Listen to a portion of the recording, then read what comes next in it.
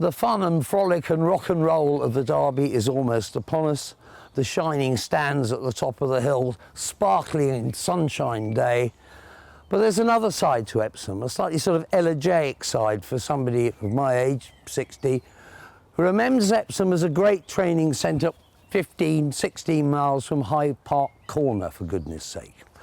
And one of the yards I love most in its heyday is this is the Limes. And this is where John Benstead trained.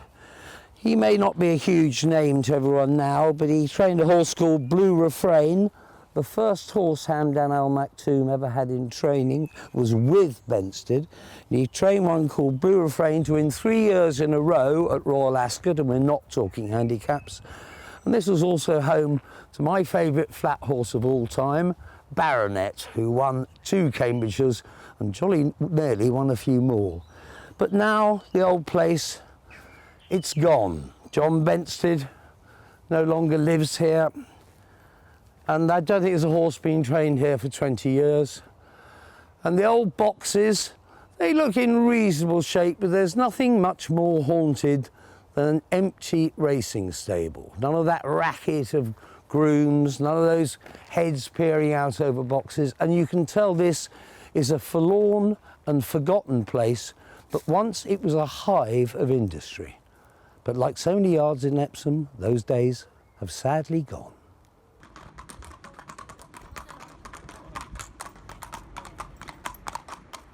I'm joined by Simon Dow, the leading trainer in the town, to be frank, and very much a standard bearer for the place, Epsom, as a training centre.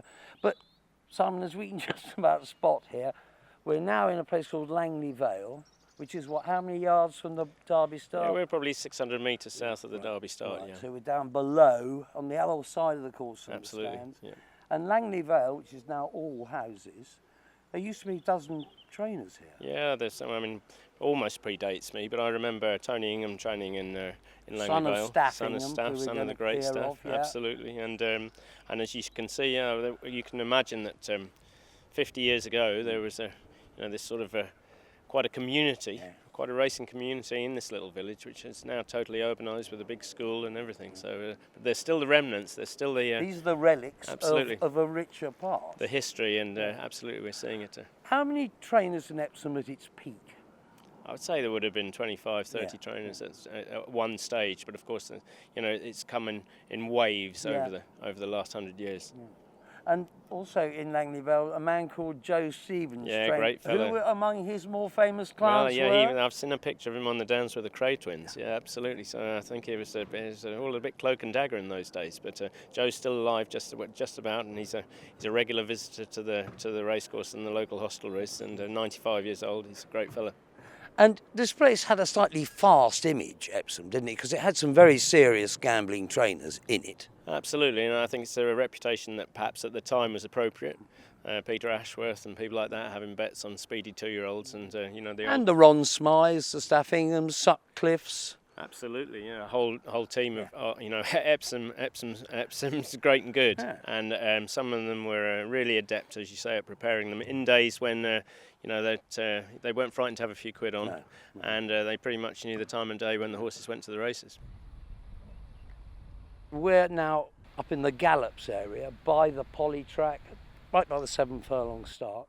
Fabulous vista behind us. Now this land was all owned by a man called Stanley Wootton, and he sold it for £1 to the Jockey Club, didn't he? That's right, absolutely. When I was almost before I was a kid, there was sheep grazing here during the summer, and he was a pretty good trainer himself as well, of course, and his record speaks. But it was due to him selling this land for £1, and creating the Parliamentary Act, which John Benstead did an awful lot of work on as well during that protected the future of horse racing, horse training on Epsom Downs. Yeah. And so he was the great benefactor of the modern Epsom, and it's common land to people on foot at certain times of the day, is it? Or what's the exact? It's a popular misnomer, but without going into huge legal detail, it's private land, but the Parliamentary Act gives the public the right to air and exercise, subject to an early right to roam, as they say. An early right to roam, absolutely. Before we thought of a bike as a mountain bike, almost as a vehicle and things like that. But no, I think the great thing about Epsom is there's a lot of people who have the rights or the ability to use the Downs. It's not a sterile site. It's not just for training racehorses, but the racehorse owners are the only paying guests, and therefore under the Parliamentary Act as well, they have a very strong protection for the training community here. And this place is a place of passion to you.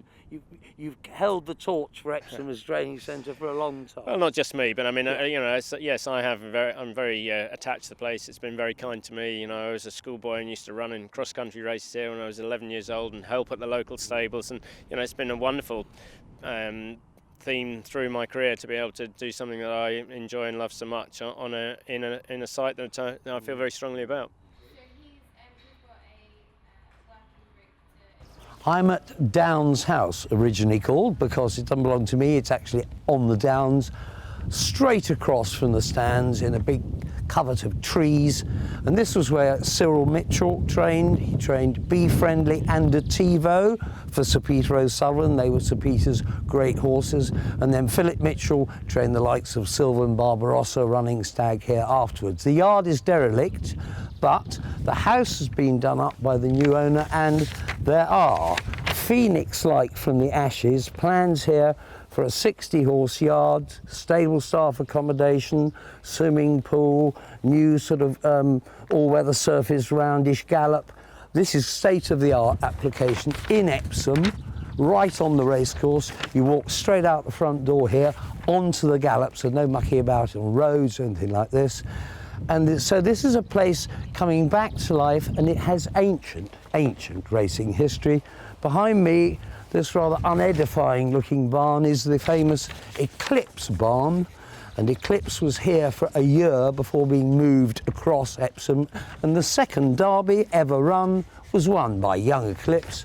Grade 2 listed, had to be done up beautifully and sympathetically, but this was one of the great horses' homes of all time. Eclipse first, the rest nowhere. This place is nowhere. It's going to be first again. It may sound odd, but there's something very special about an empty racecourse. No huge crowds. The infield here on Derby Day will be rammed to capacity. All the old pageantry of open-top buses and the fun of the fair. But there's something about the place, the calm before the storm, that is very special. You get into the soul of the racecourse. And this is a kind of bonkers venue. It's not really a racecourse, it's a ride that escaped from Disneyland. You would have to be on some very powerful hallucinogenics to design a racecourse like this. But that's what makes it special. The climbs, the falls, the swoops, the bends, the way the ground falls away up the straight as horses get tired and hang in there. Everything adds up to a unique race at a one-off racecourse. And happy, it's almost upon us.